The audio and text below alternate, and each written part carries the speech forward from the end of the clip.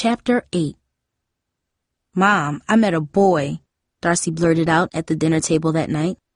"Really, sweetheart?" Mom replied. "Yeah, his name's Hakeem Randall. He goes to my school and he's real cute. We got to talk this afternoon for the first time because he came with us to the tidal pool.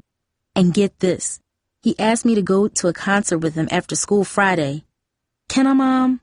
I won't get home too late," she promised. "Well, I suppose so. Are any of your other friends going too?" "I don't know for sure, Mom, but Hakeem said Alatta's the hottest thing going this year, so I bet Tara and Cooper are going to be there." "Just make sure you're home by 10 o'clock, her mother said. "I'm working the late shift that night, so I'll be here when you get back. You can tell me all about what happens," she added with a smile. "Thanks, Mom." Darcy grinned and floated off, wrapped in private daydreams. Jamie, however, was not nearly so thrilled. She left the dinner table and went into Grandma's room. She hardly ever did that anymore. When Grandma was well and lived in her own little house, Darcy and Jamie spent a lot of time there. Jamie would race in first and fly into Grandma's arms, but now that Grandma was so confused and different, Jamie avoided her most of the time. Darcy heard voices from Grandma's room. "Grandma, do you remember hiking in the mountains?" Jamie asked in a forlorn voice. "Is that you, Jamie?" Grandma asked. "Yeah, it's me," Jamie said. "Do you remember when we'd go hiking and sometimes go back at night just to look at the stars and the moon? Remember how bright the moon was, Grandma?" "I'm glad we went hiking," Grandma said. "The air smells so nice. It's the pines, you know." "Yeah," Jamie mumbled, sounding incredibly sad. "I can't see the moon, Jamie. It's so dark, I can't see the moon at all. Tell me what it looks like." "It's big, real big. And the moon monster is ready to come down. He's lonely, Grandma. He's so lonely. He wants to catch somebody and take that person back to the moon so he has somebody to talk to." "Did you girls and your daddy catch plenty of fish? Carl is such a good fisherman. Don't they smell good, child?" Grandma must have fallen asleep then, and Jamie left the room without saying anything. She went to her room and closed the door. Friday began like an ordinary day. Jamie left for school with her backpack at the regular time. She didn't eat much breakfast, but then she usually didn't. She didn't talk much, but that wasn't unusual either. Darcy didn't pay much attention to her because she was excited about going to the concert that evening with Hakeem. Thinking about Hakeem crowded most everything out of Darcy's mind. She didn't even think much about her father.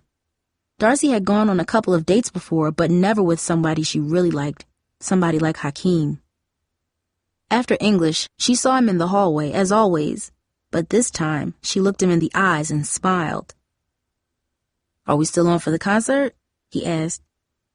"We certainly are," Darcy said. "I can't wait. I've been saving my money to buy a motorbike, and I'm almost there," Hakeem said. "But not quite yet. And since we can't have Coop carting us all over town, we're going to have to ride the bus to the concert. I hope you don't mind." "That's fine," Darcy replied. The truth was, she didn't care if they had to walk to the concert. She just wanted to be with Hakeem. "Well, the concert starts at 7, so I could meet you at your house at 6:15, and we could walk to the bus stop together," Hakeem suggested. "That'll be great," Darcy smiled, her heart leaping in her chest. Darcy and Hakeem took the bus to the little club downtown where the band was performing. As they worked their way through the ecstatic crowd to get closer to the band, friends here and there shouted out greetings. As much as Darcy enjoyed the music, she enjoyed being with Hakeem even more. His company put a glow on everything. After the concert, they strolled around downtown. Darcy thought the nice cafes and shops were a welcome change from her neighborhood, and being there with Hakeem only made the evening more magical. Hakeem was still flying high off the music. "Man, weren't they incredible? That's what I want to do. Get up in front of a crowd, set the beat, get people jamming and lost in the music," he said wistfully. "I can picture you up on stage," Darcy said. "Your voice is great, and so is your guitar playing," she added, smiling. Hakeem looked directly at Darcy. You know, I never thought you would be so nice. I feel good with you, Darcy. I feel comfortable. I don't feel comfortable right away with many people. I mean, you seemed stuck up when I didn't know you. But I guess you're like me, just shy. Hakeem and Darcy arrived at her apartment just before 10 o'clock. They hesitated together at the door for a few minutes. Darcy was nervous, but she had to show him how much she liked him. So she pulled Hakeem's face down and kissed his cheek. Then Darcy grinned and ran inside. She knew Mom would be anxious to leave for her night shift at the hospital. Did you have a nice time, baby? Mom asked. She was already dressed, car keys in hand. Yeah, Mom, it was wonderful, Darcy said. She didn't hear the rap music from Jamie's room. Is Jamie home? No, she isn't, Mom said matter-of-factly. She's spending the night with Alicia. Mom gave Darcy a quick peck on the cheek and hurried out. Darcy was surprised to hear that Jamie was spending the night over there. Jamie and Alicia had a falling out weeks ago when Jamie began hanging out with Bobby Wallace. Darcy decided to call Alicia's house. Alicia's mother answered the phone. When Darcy asked for Jamie, Mrs. Roble said, I haven't seen your sister in weeks. Alicia isn't even here tonight. She's over at her father's for the weekend. Darcy rushed to Jamie's room. It was locked, but Darcy found a spare key and got in quickly. Darcy's hand shook as she turned the lock. The room looked the same, nothing unusual, but when Darcy checked the closet, she found all Jamie's favorite clothing gone. The t-shirts, the jeans, even her CDs. Jamie had left the nice dresses her mother had bought for her, the ones she never wore. She had left the family picture albums, the school books, the mosaic jewelry box Darcy had given her for her birthday, the beaded jewelry Jamie had spent hours making for herself. Darcy called every number she had for Jamie's friends or acquaintances. She even called Bobby Wallace's house. His mother said he was with his grandparents in Arizona. Nobody had seen or heard anything about Jamie's whereabouts. Darcy called the phone number her father had given them, but there was no answer. Darcy didn't want to bother her mother at work, but she had no choice. Mom, Jamie's gone. Gone? Baby, I told you she was spending the night with... Mom, no, that was a lie. I called Alicia's house and she wasn't even supposed to be there. Jamie took all her favorite stuff and she ran away, Mom. Ran away? Lord in heaven, why would she do that? She's only a baby. She was fine at breakfast. Nothing was bothering her. Nothing in the world. Mom was crying. Her voice was shaking. I'll be home as soon as they can get someone to take my shift. Okay, Mom, I'll make some more calls, Darcy said. Darcy finally talked to two of Jamie's classmates who returned her calls. They both said Jamie had been in class as usual. Nobody had noticed anything strange about her. She always sat in the back, so nobody paid much attention to her. Was she upset or anything? Darcy asked. Neither of the classmates had noticed anything, but then they didn't know Jamie that well. Darcy figured that Jamie had packed everything in the suitcase Mom had brought her 2 years ago. It was for the trip they had taken to San Francisco to see cousins. Jamie probably packed and stashed the suitcase in her closet without anybody noticing. Mom was napping. Darcy was distracted. Who would have seen her? When Darcy's mother came home, she called the police. An officer came to their apartment and took a missing person report. Foul play was not suspected. It looked as if Jamie was just another runaway teenager. Often a girl like that will hide out with friends for a few days, then surface, the officer said. We've called around everywhere, Darcy said. There's one other thing, Mom said. A week ago, her father showed up after 5 years. He left his phone number. I'm sure Jamie wouldn't have gone to him, but I suppose you should check there too. After the officer left, Mom began to cry. How could she do something like this to us? How could that child hurt this family after it's already been through so much? I've done my best for her. I've struggled for my children, struggled alone. How could she do such a thing? Darcy hugged her mother and whispered, She'll be back. She just wasn't thinking straight, Mom. She was a happy girl, wasn't she? She wasn't doing all that well in school, but I didn't nag her about it.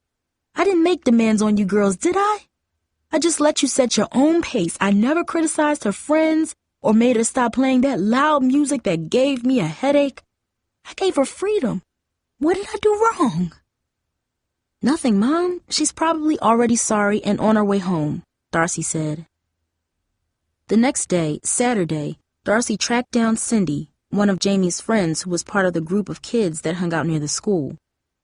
Cindy and her mother lived in an apartment about 6 blocks west of the school. Darcy could hear the muffled sound of a TV as she walked up to the worn door and knocked. Cindy was home alone, and she looked a little embarrassed to be caught in her hair rollers and bathrobe.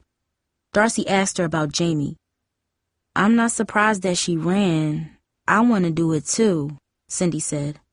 "Jamee is sick of a lot of things. She hated school. She got problems at home. I guess all of it just got to her, so she just took off to get away. Once Jamee talked about catching a bus and just going as far as it could take her. She probably thinking there's got to be something better than what's around here. People getting shot, using drugs, parents leaving their kids. It can't all be like this." Darcy could see in her eyes that Cindy was speaking for herself as much as she was speaking for Jamee. Darcy thanked her and left. In the afternoon, Darcy got together with Tara, Cooper, and Hakeem. She told them what Cindy said. "Whoa," Cooper said. "Little girl like Jamee could get in big trouble." "Maybe she didn't get that far yet," Hakeem said. "Maybe she's still close by. Why don't we just drive around and take a look? We might see her in front of a hot dog stand or something." "Yeah," Tara chimed in. "Maybe she never even left the hood. Or even if she did take a bus downtown, maybe she lost her nerve after that. She could be sitting in the bus station right now." "Come on," Cooper said. "We can ride in my truck." They all piled in, and Cooper drove slowly around the neighborhood, stopping where groups of kids gathered. Then they headed for downtown. The area around the bus station was crowded. There they found the usual mix of people, men in shabby clothes, a few military people, and some teenagers, but Jamee was not one of them. Cooper parked, and they went into the bus station and looked at the people who sat waiting on benches. They did not find Jamee. Darcy didn't really expect that it would be that easy. Down the street from the bus station, there was a group of teenagers gathered in front of a video store. Darcy reached into her wallet. She pulled out a small photograph of Jamee that Mom had taken last year and walked over to them. Hakeem, Cooper, and Tara followed her. "We're looking for my little sister. She disappeared yesterday and no one knows where she is. Here's her picture. Anybody seen her?" Darcy asked. The kids leaned in close to get a good look at the tiny photograph. One boy with a shaved head studied the picture carefully. "Try looking down the canyon," he said. "Lots of kids and runaways head down there at night." "Thanks, man," Hakeem said as the boy walked away. "The canyon?" Tara asked, unable to hide the alarm in her voice. Darcy had heard of such a place before, but only in news reports and rumors about drugs and crime. "That place is no joke," Cooper explained. "Let's hope she ain't there." A cold breeze began to blow as they climbed back into Cooper's truck and headed toward the canyon on the outskirts of the city. The sun was getting lower, and a thick line of clouds was beginning to crawl into the sky from the west. Darcy felt a sudden chill. She tried to convince herself that Jamee was somewhere warm and safe, but as the truck got farther and farther from the neighborhood, Darcy shuddered at the thought that her sister might be alone in the cold and darkening hills.